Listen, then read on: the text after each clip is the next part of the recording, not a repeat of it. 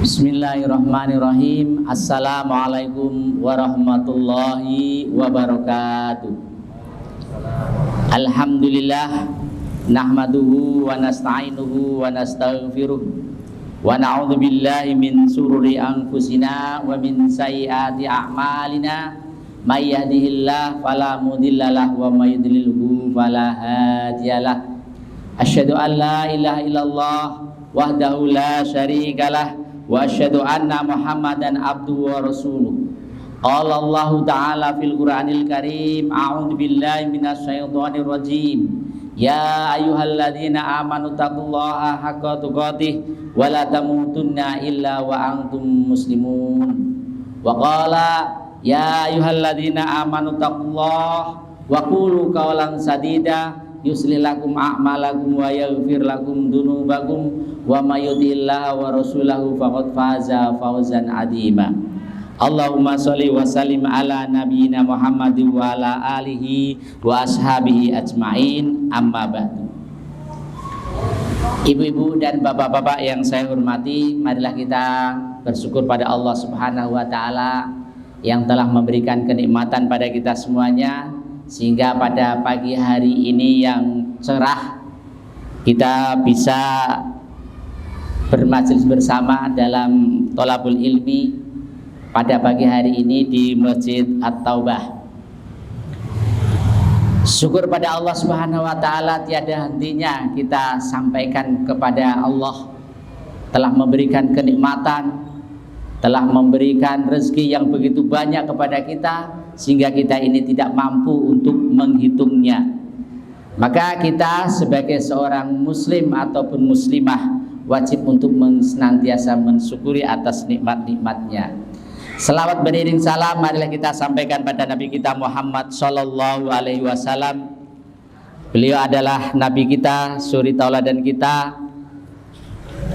yang diutus oleh Allah Subhanahu wa taala ke permukaan bumi ini untuk menyampaikan akhlak yang mulia. Ibu-ibu yang saya hormati, pada pagi hari ini kita melanjutkan yaitu tentang syahadat. Dulu sudah pernah saya sampaikan tentang asyhadu alla ilaha illallah, ya, asyhadu anna Muhammadar Rasulullah. Kalau pagi hari ini yaitu kita sampai pada konsekuensi syahadat tauhid, ya. Konsekuensi syahadat tauhid. Jadi kita ini, ya, setelah mengucapkan syahadat asyhadu alla ilaha illallah, kita telah berikrar, kita telah bersumpah kepada Allah bahwasanya tidak ada ilah kecuali Allah. Maka syahadat itu menuntut kepada kita untuk melaksanakan kewajibannya dan menjauhi larangannya. Jadi syahadat itu menuntut kita agar kita ini melaksanakan perintah Allah dan menjauhi larangannya. Karena kita telah bersumpah, saya bersaksi, saya bersumpah bahwasanya tidak ada ilah kecuali Allah. Kalau kita ini sudah bersumpah, nah apa yang dimau oleh Allah? Yang diinginkan oleh Allah kepada kita adalah melaksanakan perintahnya dan menjauhi larangannya. Itulah tuntutannya. Nah, konsekuensinya syahadat tauhid yang pertama yaitu beribadah hanya kepada Allah dan mengkufuri peribadatan kepada selainnya. Ya, jadi beribadah hanya kepada Allah saja. Kita sholat hanya untuk Allah, kita puasa hanya untuk Allah. Ibadah kita hanya ditujukan pada Allah Subhanahu wa taala. Yang berikutnya adalah mengkufuri peribadatan selain pada Allah. Kita harus tidak beribadah kepada selain Allah. Ya, tidak boleh kita ini beribadah kepada selain Allah. Kita harus menjauhi itu, beribadah kepada selain Allah, percaya kepada selain Allah. Yang bisa mendatangkan manfaat, yang bisa mendatangkan madarat itu adalah Allah Subhanahu wa ta'ala. Gitu ya. Nah, jadi kita ini hanya beribadah kepada Allah semata, bukan beribadah kepada selain Allah. Itulah yang dituntut daripada syahadat. Jadi kalau kita ini sudah menyatakan asyhadu alla ilaha illallah, maka kita dituntut untuk beribadah hanya kepada Allah saja. Jangan beribadah kepada selain Allah. Yang kedua, konsekuensi syahadat tauhid yang kedua, menerima seluruh syariat Allah, baik dalam urusan ibadah maupun urusan muamalah. Ya. Jadi menerima seluruh syariat Allah, baik dalam urusan ibadah maupun urusan muamalat. Syariat Allah itu apa saja yang Allah perintahkan dan apa saja yang Allah larang, itu syariat Allah. Dalam masalah ibadah, ya, itu kita harus mengikuti Allah dan Rasulnya. Dalam urusan ibadah kita ini sudah diatur oleh Allah Subhanahu wa ta'ala. Kita tidak boleh beribadah dengan aturan bukan dari aturan Allah Subhanahu wa ta'ala. Kita sholat yang menghadap ke kiblat. Kita saumnya bulan Ramadan, ya, yang wajib itu ada bulan Ramadan. Itu syariat Allah. Maka kalau orang yang sudah syahadat asyhadu alla ilaha illallah, maka dia itu harus menerima syariat Allah. Apa yang dalam Al-Qur'an itu adalah syariat Allah, itu kita percayai. Apa saja yang dalam Al-Quran perintah Allah, larangan Allah dalam Al-Quran itu adalah syariat Allah, itu harus kita percayainya. Ibadah, ya, beribadah kepada Allah Subhanahu wa ta'ala, itu harus kepada Allah Subhanahu wa ta'ala saja, ya. Jadi dalam masalah sholat, masalah puasa, masalah zakat, haji, ngikuti syariat Allah Subhanahu wa ta'ala. Tidak boleh ngikuti syariat selain daripada Allah. Misalkan haji kita ganti saja dengan ziarah ke makam ini, tidak usah pakai haji, ya tidak boleh. Puasa, ya, puasa tidak usah puasa bulan Ramadan, puasa yang selain Ramadan saja, ya tidak boleh, ya. Jadi ibadah itu kembali kepada syariat Allah. Demikian pula urusan muamalat. Muamalat itu adalah perdagangan, sewa menyewa, pinjam meminjam, itu harus memakai syariat Allah. Dalam kehidupan kita sehari-hari, dalam muamalat, ya, dagang kita harus sesuai dengan syariat, harus sesuai dengan Islam. Janji ataupun yang lainnya, misalkan kayak sewa menyewa, ya, utang piutang, itu harus sesuai dengan syariat Islam. Tidak boleh kita ini sudah syahadat tetapi kita ini masih mengikuti perdagangan yang bukan dari Islam. Karena apa? Kalau bukan dari Islam, kalau selain daripada Islam, itu kan ada tipu menipu. Utang 1 juta kembali 1 juta, utang 2 juta harus kembali 2 juta, utang 2 juta harus dikembalikan 1,5 juta. Lah lebihnya itu tidak boleh dalam Islam. Mbak, saya mau utang ya, uangmu 2 juta, nanti tak lebihin 200, ya, sebagai hadiah, boleh tidak? Nah, yang lebih itu adalah tidak riba, itu tidak diperbolehkan. Nah, di dalam Islam kalau utang 1 juta ya kembali 1 juta. Utang 5 juta kembali 5 juta, tidak ada lebihnya. Ya, ini terkecuali misalkan begini, memberikan hadiahnya waktu mengembalikannya. Waktu utang nggak ada ngomong apa-apa. Saya utang 2 juta, dah 2 juta gitu saja. Nah, tidak ada ngomong nanti tak kembalikan lebih sekian, tidak ada ngomong.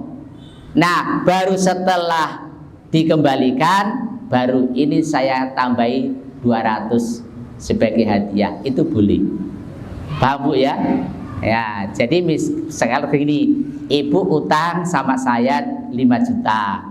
Ustadz, saya utang 5 juta. Dah diam gitu saja. Nah, kapan mau kembalikan? Bulan depan. Oh iya, bulan depan. Nah, setelah bulan depan datang lagi jenengan bawa uang ke saya. Ustadz, ini 5 juta sebagai utang saya. Iya. Ini tak tambahin 500 sebagai hadiah. Ya, itu boleh. Tetapi kalau jenengan utang kepada saya, nah dengan embel-embel, Ustadz, nanti saya utang 5 juta, tak lebihin ya 500. Nah, itu ngomongnya sebelum utang, ya itu tidak boleh.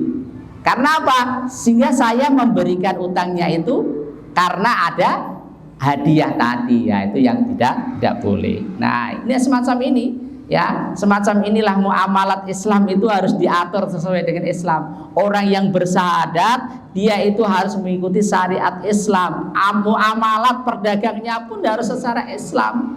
Tidak boleh kita mengikuti ajaran-ajaran yang lain, perdagangan utang piutang ataupun jaminan, ya jaminan saya utang ya ke jenengan 200 juta, apa jaminannya? Mobil. Nah, jaminannya apa? Mobil, ini mobilnya. Ya sudah, mobilnya taruh saja di situ. Tidak boleh kita pakai. Barang jaminan itu tidak boleh dipakai orang yang punya uang. Kalau yang utang boleh.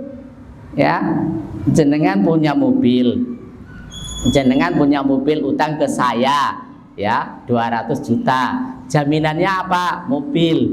Nah, mobilnya ya sudah saya taruh aja di rumah saya. Tidak saya pakai, tidak saya apa-apakan. Kalau jenengan pakai tidak apa-apa, karena itu mobilnya jenengan.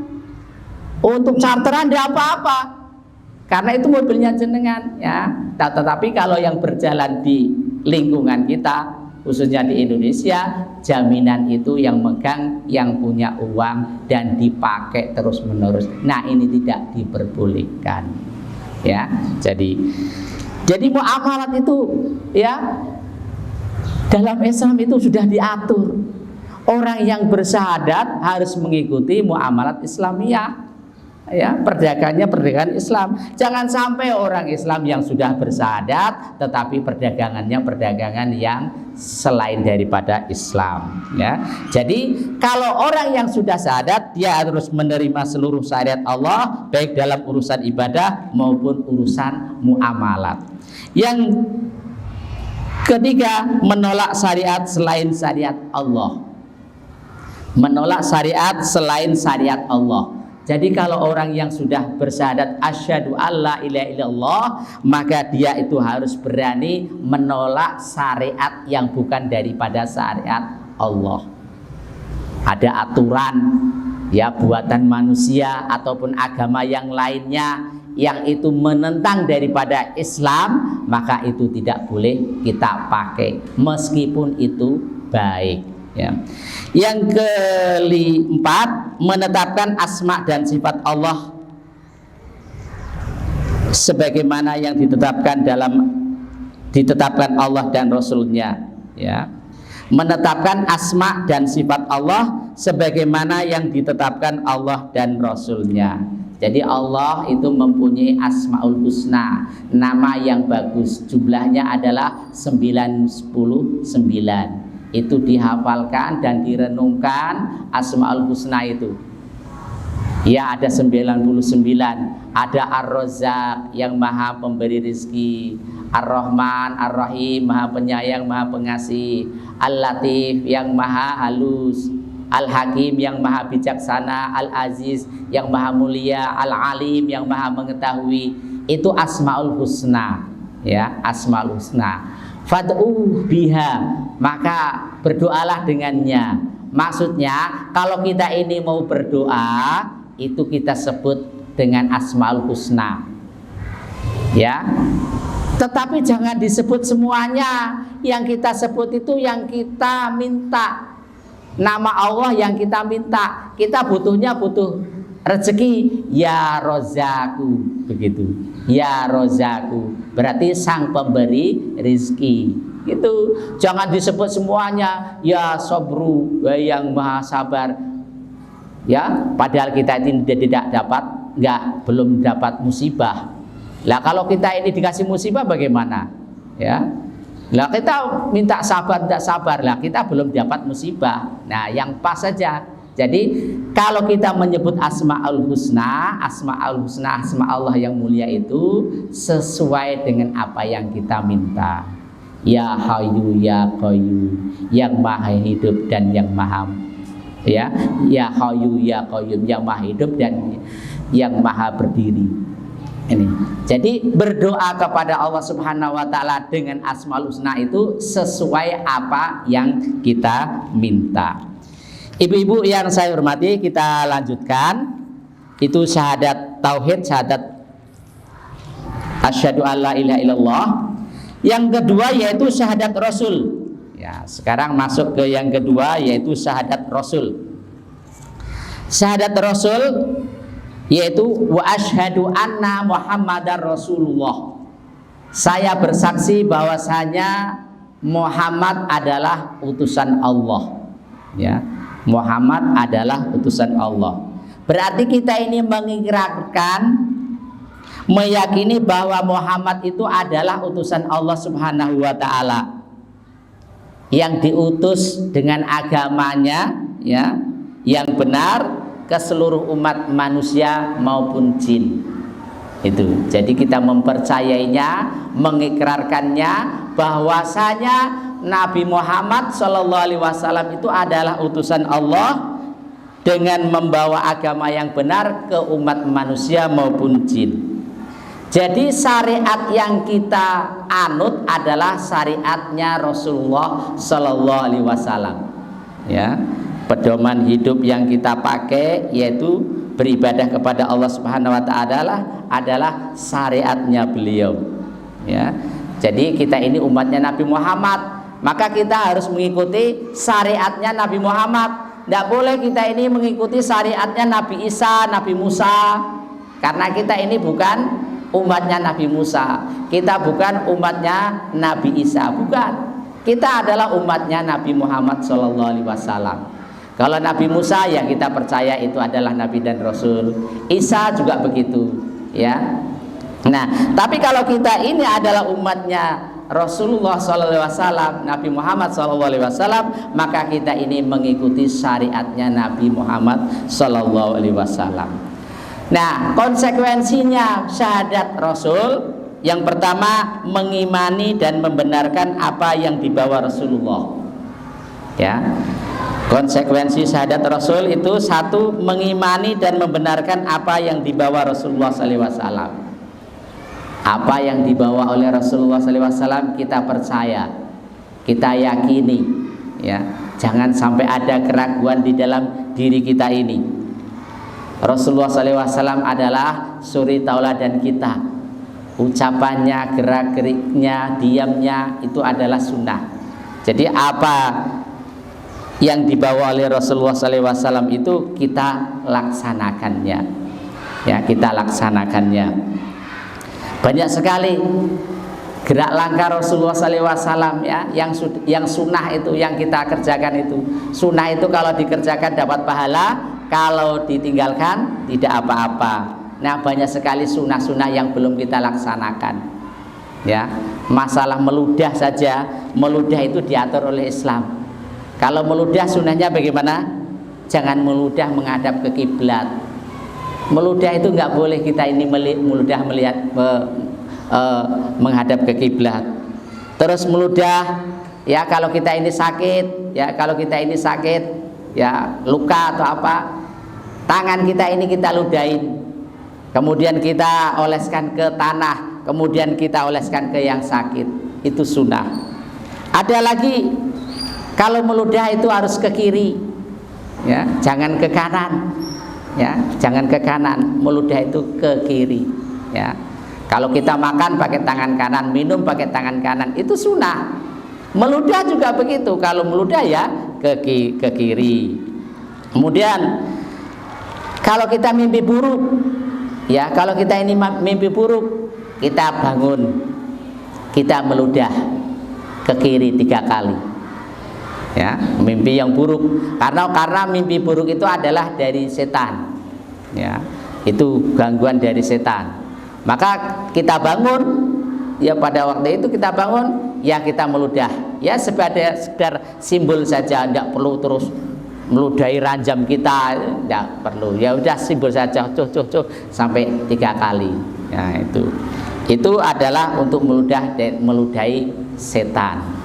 Ya bisa jadi kita ini doa Pak sebelum tidur belum doa, lupa Bismika Allahumma ahya wa bismika amut, ya. Mungkin kita tidak baca ayat kursi, mungkin tidak baca kulhu anas al-falak, ya itu kita baca, ya, biar kita ini tidak mimpi yang buruk. Ya, jadi meludah. Jadi kalau kita ini bermimpi yang buruk, itu adalah dari setan. Kita terbangun, kemudian kita meludah ke kiri 3 kali. Masih ada lagi sunnah yang lain lagi, yaitu tahnik. Apa tahnik itu? Tahnik itu adalah kalau bayi lahir, ya, cuar gitu lahir, itu kita menggigit atau mengunyah kurma. Nah, kita kunyah kurma, kemudian ada ludahnya. Nah, ludahnya tadi taruhan di bibirnya bayi kita ini, biar dia merasakan manis. Jadi tidak satu gelondong dilebokin, ya, tidak. Ya ludahnya saja kasihkan. Itu namanya tahnik. Ya, itu sunnah Rasulullah SAW. Nah, bagaimana kalau selilitan? Ya, selilitan. Kalau sedang sholat kok selilitan? Sedang sholat itu tidak boleh kita makan. Ya kita buang pada waktu sholat, tidak apa-apa. Ya, itu sunnah. Ya. Nah, berikutnya masalah rambut. Ya, rambut itu juga diatur dalam Islam. Jangan dipotong separuh. Potong separuh ini, tidak boleh. Kalau motong semuanya saja. Kalau mau motong semuanya, gundul sekalian, jangan separuh. Itu. Kalau ada uban bagaimana? Kalau ada uban jangan disemir. Ya, kalau sudah ada uban, ya itu jangan disemir. Jangan disemir warna hitam. Kalau bapak-bapak, ibu-ibu yang sudah tua, itu kalau rambutnya sudah pada putih, itu jangan disemir hitam. Disemir selain hitam, coklat, ya, coklat atau merah, apa biru atau hijau begitu. Nah, nih. Nah, kalau hitam itu tidak boleh, kecuali kalau dalam peperangan, ya. Kalau dalam peperangan itu pasukannya rambutnya sudah putih-putih, itu boleh disemir dengan semir hitam. Biar apa? Biar kelihatan muda-muda pasukan umat Islam itu, ya. Nah, tetapi kalau sudah putih, kalau di masyarakat kita ini banyaknya adalah orang nyemirnya warnanya coklat, ya jangan seperti coklat. Jangan menyerupai anak-anak gali, anak-anak jalanan itu. Harus beda juga. Yang merah kah atau yang hijau kah gitu, ya. Ini. Jadi tidak apa-apa disemir selain hitam. Ya, selain hitam. Lah, tapi banyakkan masyarakat kita ini rambutnya rambutnya masih hitam tapi disemir yang lain, itu dosa, tidak boleh. Ya, tidak boleh itu. Oh, rambutnya masih hitam kok disemir dengan warna yang lain. Wah, ini inovasi, salah dalam Islam.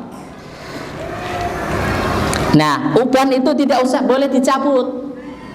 Ya, uban itu adalah tidak boleh dicabut. Itu sebagai tanda bahwa kita ini bakal mati. Orang yang ubanan itu kebanyakan kan orang yang sudah tua. Artinya umurnya ya sudah mendekati 60, 45, 50 itu sudah mulai ubanan. Oh, berarti sebentar lagi mau meninggal dunia. Itu tanda. Nah, uban itu jangan dicabut. Besok di hari kiamat itu dia akan bercahaya. Ya, akan bercahaya. Ya, gelap gulita dia akan bercahaya. Nah, masalah rambut juga tidak boleh rambut itu disambung. Kan ada toh ibu-ibu ya menyambung rambutnya, disambung ya biar panjang. Dan juga tidak boleh pula di apa itu rebonding atau apa itu yang keriting biar lurus itu, ya. Kalau keriting ya sudah biarin aja keriting, tidak usah dibikin lurus. Ya, ini. Kemudian yang berikutnya tahalul. Nah, kalau jenengan naik haji, ya ada namanya tahalul. Tahalul itu adalah memotong rambut. Memotong rambut itu adalah sebagai pertanda berakhirnya kegiatan haji, yaitu dipotong rambutnya. Itu ada sunnahnya yang semacam itu. Ini. Nah, yang berikutnya kalau dipotong ya dipotong seluruhnya. Ya, masih banyak sekali ya sunnah-sunnah Rasulullah SAW yang diabaikan oleh kita semuanya ini. Nah, yang berikutnya konsekuensi syahadat Rasul yang kedua, mentaati perintah dan meninggalkan larangannya. Ya, mentaati perintah dan meninggalkan larangannya.